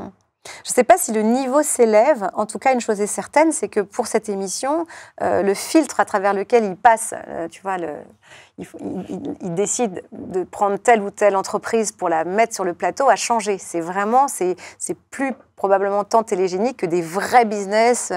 Donc ça, c'est bien. C'est une question de choix finalement. Donc ça, c'est indéniablement, ça a changé. Après, je pense qu'à force, c'est comme pour les enfants, à force de répétition, on s'améliore. Et que moi, aujourd'hui, le message que je martèle, c'est que le nerf de la guerre, c'est la vente, et qu'un entrepreneur qui veut réussir, il faut qu'il soit très bon en vente. Et donc, qu'il sache exprimer sa proposition de valeur de façon ultra simple, en réponse à un besoin, qu'il travaille des choses. Donc, je pense que ce qui va faire améliorer le niveau, c'est la capacité... tu sais, c'était un chercheur en neurosciences qui disait ça. Il disait les caractéristiques d'un bon entrepreneur, au-delà d'avoir la motivation et les bonnes ressources, il y a 5 choses. C'est ta capacité à découvrir, donc à regarder. C'est ça, un entrepreneur, il a de grands yeux, il regarde les besoins. Ta capacité à percevoir, donc à sentir que ce que tu apportes, ça répond bien ou pas aux besoins de l'autre. C'est ta capacité à être orienté résultat, parce que c'est quand même pas de la poésie, c'est des mathématiques. Ta capacité de résilience, et le plus dur, c'est ta capacité à te remettre en question. Et en fait, il me semble que c'est un peu dans l'esprit what you can be, what you see, ou enfin, je ne sais plus comment ça se dit en anglais, mais c'est à force de voir des entrepreneurs à la télé ou ailleurs qui réussissent, je pense que ça inspire et ça élève ta propre exigence, tu vois, et ça te rend capable davantage, toi-même, qui porte un projet, de découvrir, de percevoir, d'être résilient, etc. quoi. Complètement. Donc l'exemplarité, elle est très importante. Ouais. Comme on dit, chaque record est fait pour être battu. Ouais, c'est bon, ça met jusqu'au graton. C'est ça. On a parlé d'envie, justement, mais on n'a pas expliqué ce que vous faites au quotidien. Tu peux nous en dire plus et surtout pourquoi tu lances ce projet il y a de ça maintenant 2 ans? C'est 2 ans. J'ai lancé en 2022, fin 2022. Donc ça fait 2 ans. Je l'ai lancé parce que j'ai observé qu'il y avait de plus en plus de Françaises et de Français qui se mettaient à leur compte, qui voulaient être indépendants. Donc pas la Startup Nation, pas les boîtes, les levées de fonds, ça c'est pour Éric, l'archevêque, mais plutôt je suis à mon compte. Et j'ai regardé tout ce qui se faisait et je me suis dit, il n'y a pas d'école de vente pour les indépendants qui spécifiquement t'apprend, en tout cas, à t'améliorer sur cette qualité-là. Peut-être que ça existait, mais en tout cas, je n'ai pas bien vu, mais je me suis dit, c'est ça que je veux faire. En plus, ça correspond à ce que je sais bien faire. Bien sûr, bien sûr. Donc, on a créé cette école pour t'apprendre, pas tant à créer ta boîte ou à faire du copywriting, mais vraiment à être un vendeur, une vendeuse qui fait rentrer les clients. Donc typiquement, je suis indépendant, j'ai déjà un produit, je sais ce que j'ai à vendre, mais je ne sais pas vendre, j'ai des blocages liés à la vente. Comment ça marche, comment ça se passe? Tu parles d'école. Moi, je vois école, j'étais pas bon à l'école. Je devrais peut-être l'appeler accélérateur, non? Qu'est-ce que t'en penses? Accélérateur d'indépendants. Ça dépend du positionnement, mais effectivement, ça paraît... Qu'est-ce que vous en pensez, les amis? Vaut mieux dire école ou accélérateur? Vous nous le direz en commentaire. J'aimerais bien. École ou accélérateur? Aidez-moi, parce que je suis pas... Mais j'avais dit école parce que j'avais le sentiment que je te transmettais quelque chose de fort chez moi, donc la transmission, apprentissage, école, bon. Mais en fait, je me rappelle plus ce que tu me disais. Comment ça marche? Oui, en fait, il y a trois stades auxquels les gens qui viennent chez Envie, soit ils se demandent, ils ont juste envie, justement. Et ils valident avec nous que c'est une vraie envie. D'accord. Il y a ceux qui ont une idée, et là, ils valident que cette idée, on peut en faire quelque chose de viable. Et puis après, il y a ceux qui se lancent et on construit avec eux jusqu'au premier client. Bon, il y a 4 stades, en fait. Et puis, il y a ceux qui décollent, qui sont déjà à leur compte depuis longtemps. ça ne marche pas comme ils voudraient ou ils ont envie de faire un changement. Et donc, en fait, pour chacun de ces stades, on a des programmes qui sont adaptés quoi, et qui sont en ligne, qui marchent apparemment. Donc, c'est chouette. D'accord. Vous avez combien d'étudiants jusqu'ici en 2 ans? Alors, on les appelle les talents et on en a 250. OK. On est en promo. Tu sais, tu fais des promos parce que c'est toujours le collectif. Il n'y a rien de meilleur que d'apprendre à plusieurs. Et donc, là, on va attaquer la 8e promo. Et donc, ils sont de toute la France, de 25 à 77 ans, plutôt des femmes, étonnamment, 70% de femmes. Okay. Parce que j'ai 2 cofondatrices, donc peut-être qu'on se dit « Ah, c'est un truc de fille, ça !» Alors que non. Hein. Et puis, c'est tous les métiers, aussi bien, je sais pas, consultants, je sais pas, que ce soit en RSE, en IA, en transformation, que des coachs, que... des artisans, des commerçants, des e-commerçants. En fait, c'est tous les business où tu génères ton propre chiffre d'affaires. Bootstrap. Ouais, et que tu dois... donc, tu as juste besoin d'aller... Tu ne veux pas lever des fonds, tu vas lever des clients. Complètement. Et c'est ça qu'on apprend chez Envie. Et ce qu'on apprend aussi, peut-être que tu as nulle part ailleurs, c'est la bonne énergie dont tu parles. Ouais. C'est que on peut l'apprendre, ça? Ouais, si tu prends du Barba Boost, en fait. Okay. C'est tous les lundis matins, à 9h, tu as une dose de Barba Boost. De 9h à 9h15. OK. Je t'inviterai à un Barba Boost. Avec grand plaisir. C'est un truc assez marrant, je te parle 2 secondes. C'est 15 minutes où on prend un sujet qui intéresse tous les entrepreneurs, de, je sais pas moi, inspirer confiance, se relever après un échec, je sais pas, garder le cap. Moi, j'en parle en partageant des anecdotes. Et mon associée Charlotte, qui a une formation en histoire de l'art, elle l'illustre avec une œuvre d'art. Donc une photo, un tableau, une sculpture, du street art. Et donc tu repars de là, tu t'es pris un petit coup de Barba Boost et tu gardes en tête ce tableau ou cette image pour toute la semaine. OK. S'il y a 3 choses que ces 250 indépendants que vous accompagnez, que vous avez accompagnés, t'ont appris basé sur leurs problématiques, leurs blocages, et que vous les aidez à justement outrepasser ces blocages pour pouvoir avancer. Lesquelles sont-elles? 3 points très concrets qui pourraient aider toutes celles et ceux qui nous écoutent, parce que des indépendants, il y en a beaucoup ici. Ok, super. Vous êtes les bienvenus. On les aide à ne plus être seuls, ça c'est sûr. Tellement important. Cette petite communauté d'entraide où tu n'as pas honte de dire que tu ne sais pas faire. Tu vois, il y a cette espèce de... C'est comme une safe place. Et donc, on est ensemble. Donc moi, ce que je découvre, c'est qu'ils sont contents de trouver cet entourage qui te fait du bien.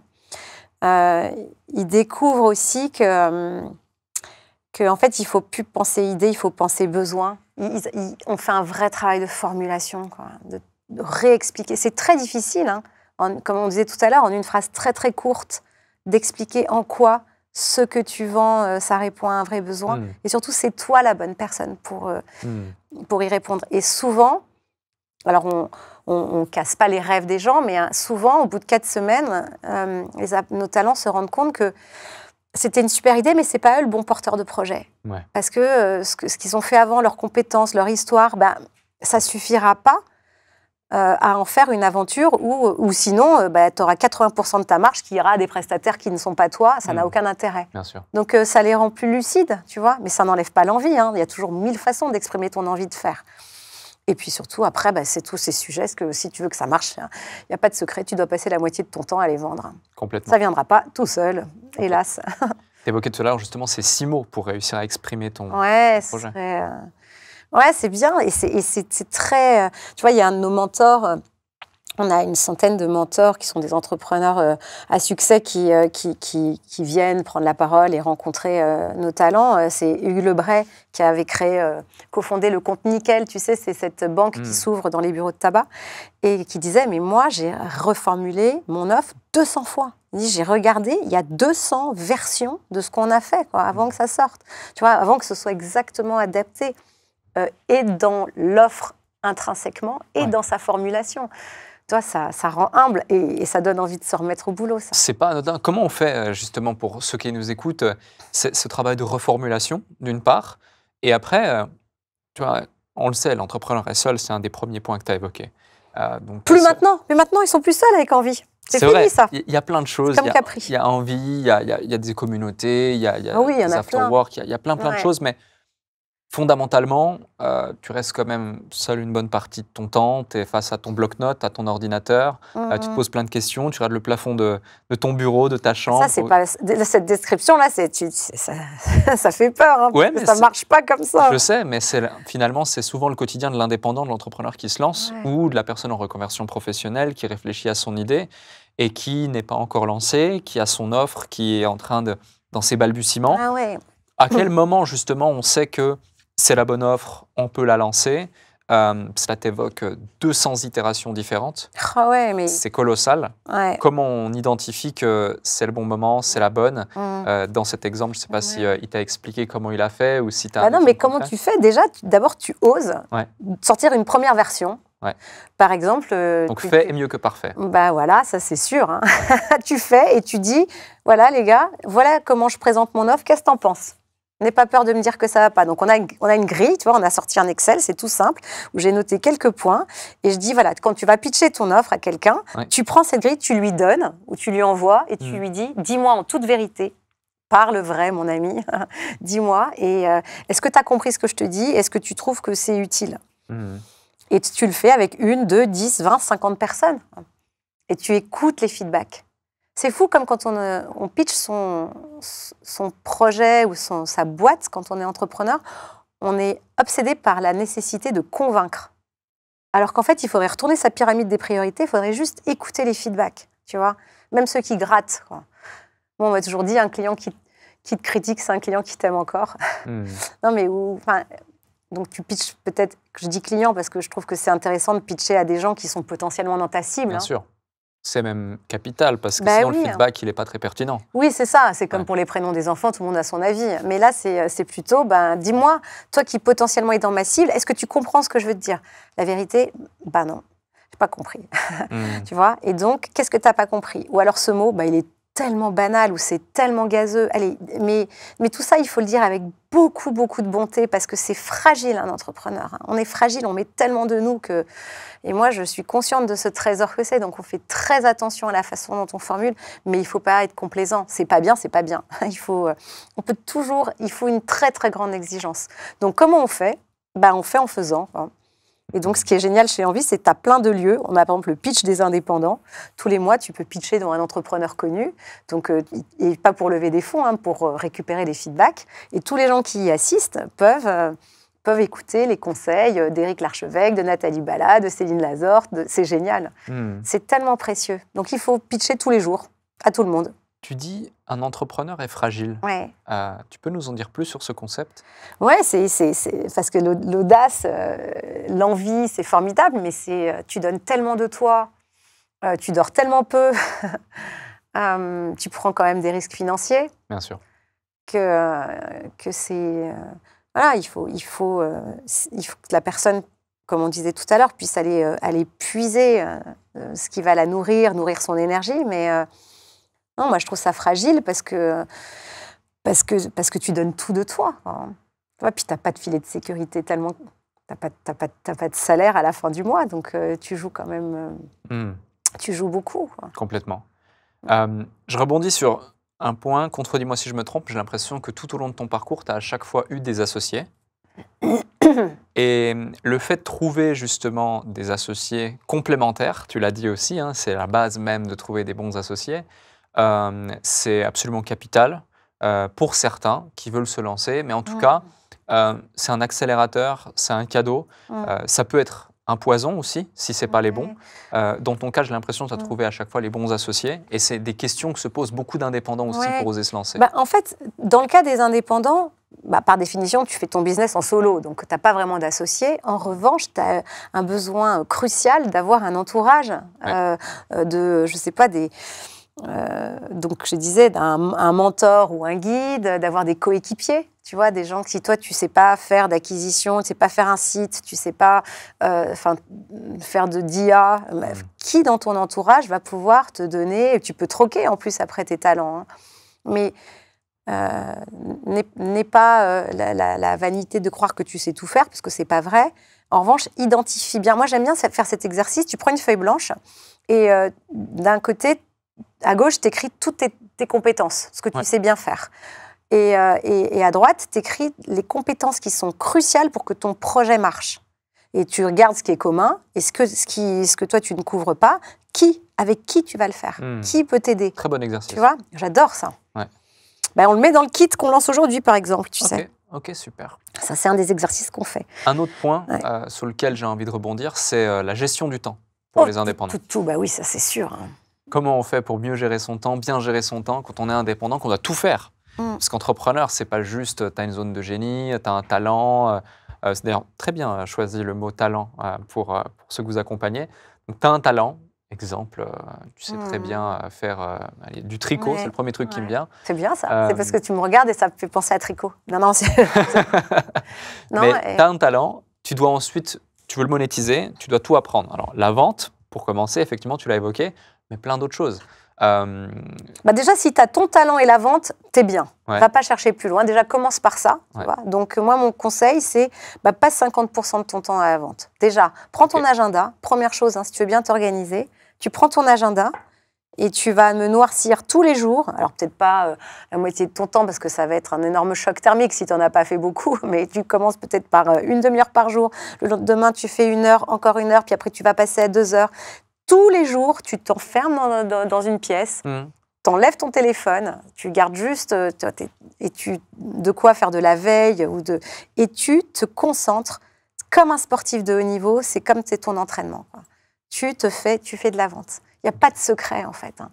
Tu fais pas de vente, tu n'auras pas de rendez-vous. Tu n'as pas de rendez-vous, tu vois, tu n'auras pas de clients. Enfin, c'est mathématique. L'étape d'après, une fois que tu génères un certain chiffre d'affaires, c'est naturellement de vouloir commencer à structurer, automatiser, déléguer. Je ne sais pas si vous les accompagnez jusqu'ici. Mais en tout cas, un sujet qui est vraiment un point de douleur, un point de friction énorme pour la plupart des entrepreneurs, c'est le recrutement. Tu l'as évoqué même au tout début par rapport déjà à ta première boîte. Tu avais des talents que tu as réussi à débaucher ou en tout cas, ils sont partis de grandes boîtes pour te rejoindre par rapport à ta vision. C'est un vrai talent. C'est aussi de la vente d'ailleurs. Comment on fait quand on est indépendant, seul, qu'on veut passer d'un statut d'indépendant à entrepreneur, qu'on veut structurer sa boîte pour pouvoir scaler justement et commencer à recruter des talents? Déjà, si tu arrives là, mais bravo. Quoi. Déjà, bravo parce que c'est tellement rare, tu vois. J'entendais quand même une stat affligeante que sur les femmes en particulier, tu as 67% des femmes qui sont solopreneurs qui gagnent moins de 1 500 € par mois. Donc déjà, avant même de penser à recruter, tu vois, moi, mon rêve, ça serait qu'elle passe déjà de 1 500 à 3 000. Déjà, si je peux aider là-dessus, tu vois, en structurant les choses, avec des choses très simples, déjà, ça serait déjà chouette. Sur la partie du recrutement, moi, je crois beaucoup, en fait, à la flexibilité. Hein. Quand tu vois les salaires chargés dans les boîtes, moi, je le vois chez nous, c'est hallucinant. Moi, je pense qu'on gagnerait à travailler entre pairs, entre freelance, tu vois.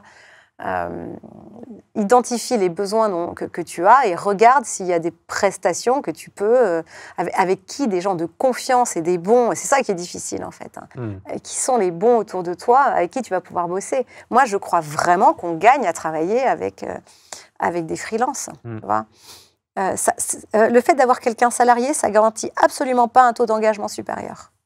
C'est pas parce que tu es sur la payroll que tu es plus engagé, c'est pas vrai. Complètement. Donc, commence peut-être par ça.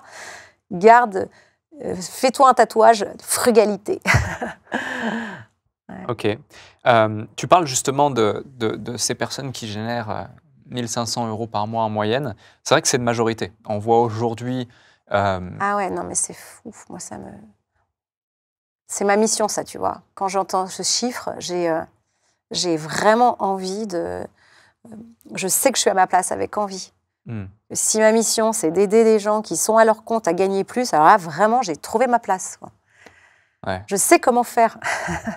Tu vois, je sais, et c'est tellement universel. Donc, si tu fais chaque petite chose que tu fixes, et pas tout seul dans ta chambre, comme tu disais, mais avec le regard bienveillant et critique d'une personne ou d'une communauté de pairs, mais tu vas vraiment progresser. Voilà. Il est beau ce message parce qu'aujourd'hui, avec les réseaux sociaux, avec tout ce qu'on voit et tout ce qui nous entoure, on fantasme l'entrepreneuriat. On voit des gens réussir en claquant des doigts. On parle de milliers d'euros, dizaines de milliers d'euros, millions d'euros assez rapidement, assez facilement. J'en suis un peu aussi un des acteurs, c'est-à-dire que même moi, Mais c'est pas du tout bien ça. en interviewant des gens comme toi avec une si belle réussite, Ouais. ça met en lumière des belles réussites, mais on ne voit pas aussi déjà sous l'iceberg, l'envers du décor, tout le travail qui a été fait. Et c'est pour ça que j'adore les formats longs comme ici, on va vraiment creuser et se rendre compte qu'en fait... Tu m'avais dit que ça serait moins long, hein, t'avoues, non? C'est vrai. On est dans les temps encore. On est dans les ça temps. J'ai les chronos. Creuser et justement voir que c'est un roller coaster, comme on l'a évoqué. Il y a des hauts, des bas, et tu l'as même dit, il y a plus de bas que de hauts. Mais aussi qu'il y a une énorme partie d'entrepreneurs qui, malheureusement, galèrent au quotidien. Mais c'est le lot commun, en fait. Et ce que je crois, c'est pas fantasmer. Les réseaux sociaux, c'est un sacré poison, en fait. Tu as toujours l'impression que c'est toi le couillon de service qui réussit pas quand tout le monde est là avec des réussites flamboyantes. Ouais. C'est pas vrai. Surtout que l'algorithme est un peu traître parfois. C'est faux, tout ça est faux. Et tu vois, ça, c'est une des choses que j'ai vraiment aimées aux États-Unis. C'est dans l'éducation des enfants, la capacité à te dire une chose clé, si tu veux réussir, c'est ne te compare pas aux autres. Ne te compare qu'à toi-même. Tu vois, ma fille qui était hyper forte en anglais quand on est parti, qui est devenue très mauvaise parce qu'elle avait que des Américains dans sa classe, donc elle était nulle en anglais. Et donc, elle était très vexée et son prof, en fait, un jour, elle arrive, elle avait eu 7, elle est passée à 10 sur 20, elle était hyper contente. Elle m'a dit, maman, j'ai eu 10 sur 20. J'ai dit, ah bon, c'est bien ça? C'est pas très, je sais pas, moi. Elle me dit, si, maman, il m'a dit, parce qu'avant, j'avais 7. Et tu vois, il a dit, maintenant, tu as la moyenne, et bravo. Et elle était profondément heureuse d'avoir progressé. Ouais. Tu vois, elle se comparait avec elle-même. Et je trouve que c'est une belle leçon, ça, parce qu'au final, quand tu vois tous les entrepreneurs que les uns et les autres, on admire pour leur passé, ou leur histoire, ou leur réussite financière, ou je sais pas, en fait, on oublie une chose, c'est que sur la ligne de départ, on n'a pas tous les mêmes cailloux dans le sac à dos, tu vois. On part pas tous avec la même santé, on part pas tous avec la même quantité d'amour qui nous est donnée, on part pas tous avec la même, je sais pas, les mêmes modèles autour de nous, la même énergie. Tu vois, donc c'est normal. Et moi, j'adore cette idée que tu regardes le chemin que toi, tu as parcouru. Et tu te dis, souvent, hein, c'est le cas, j'en ai traversé des tempêtes, j'en ai passé des nuits blanches, j'ai vécu, c'est ça qui nous rassemble, hein, on a vécu des trucs tellement durs. Et tu dis, je suis là, tu vois. Donc, peu importe... ce que je peux lire ailleurs sur les réseaux, moi, je sais que j'ai fait mon chemin. Et ça, c'est une source d'énorme fierté. Ça remplit ton réservoir de confiance quand tu regardes comme ça. Complètement. Outre le fait, justement, de leur dire de ne pas se comparer aux autres, est-ce qu'il y aurait un autre conseil que tu aimerais partager aux indépendants qui font face à des difficultés, veulent s'en sortir et déjà ont l'envie et l'audace de se lancer? C'est déjà une victoire.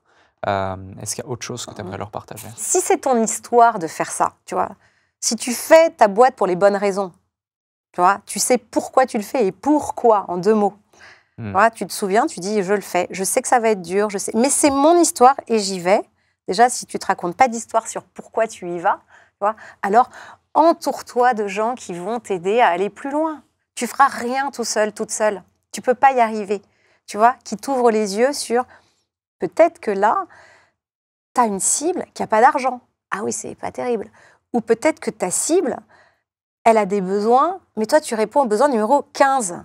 C'est dommage parce qu'elle ne paye que pour les 3 premiers. Est-ce que tu ne pourrais pas remonter un peu sur le podium, tu vois? En fait, c'est des choses simples. Mais quand tu l'entends de quelqu'un d'autre, ça t'aide peut-être à avoir plus de discernement sur ton business. Donc, entoure-toi de gens qui t'injectent de l'énergie, qui t'injectent de la confiance et qui te donnent ce recul pour ne pas te raconter d'histoire sur ton business. Et puis, alors, le dernier conseil, en fait, c'est le seul que j'aurais dû donner, c'est passe du temps à vendre, passe du temps à aller chercher tes clients. Ils ne viendront pas tout seuls, ils ne vont pas tomber du ciel. Donc, qu'est-ce que tu as fait aujourd'hui pour aller les chercher, tu vois? Est-ce que tu as une routine?